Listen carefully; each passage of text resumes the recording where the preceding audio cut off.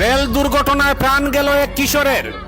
ঘটনাটিকে কেন্দ্র করে তীব্র চাঞ্চল্য ছড়িয়ে পড়েছে গোটা এলাকা জুড়ে। মর্মান্তিক এই দুর্ঘটনাটি ঘটেছে রবিবার রাতে শ্রীভূমি জেলার সুপ্রাকান্দি রেল স্টেশন সংলগ্ন এলাকায়। রেল লাইনে কাটা পড়ে মৃত্যু হওয়া ওই কিশোরের নাম ইমরান হোসেন, বয়স মাত্র 16 বছর। সে কালীগঞ্জ 6 গ্রামের বাসিন্দা আলাউদ্দিনের বড় ছেলে।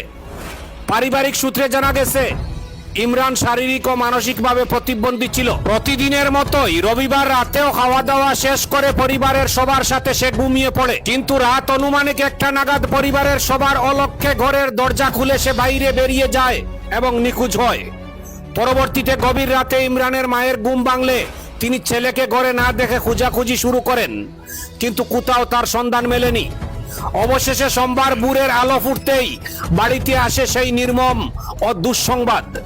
সুপ্রাকান্দি রেল স্টেশনের পাশে ইমরানের ক্ষতবিক্ষত মরদেহ উদ্ধার হয়।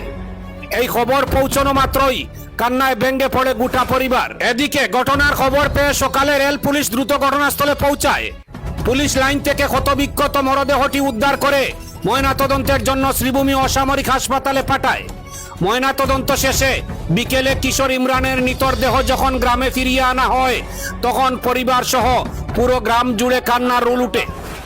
এরপর বিকেল 5টায় 6 গ্রামের জামে মসজিদ প্রাঙ্গণে জানাজার নামাজ শেষে তাকে স্থানীয় কবরস্থানে দাফন করা হয়।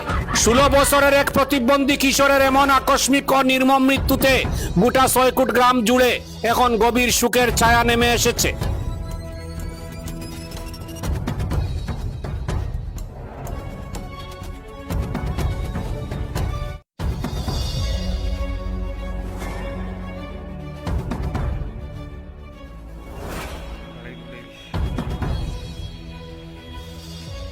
Checking again.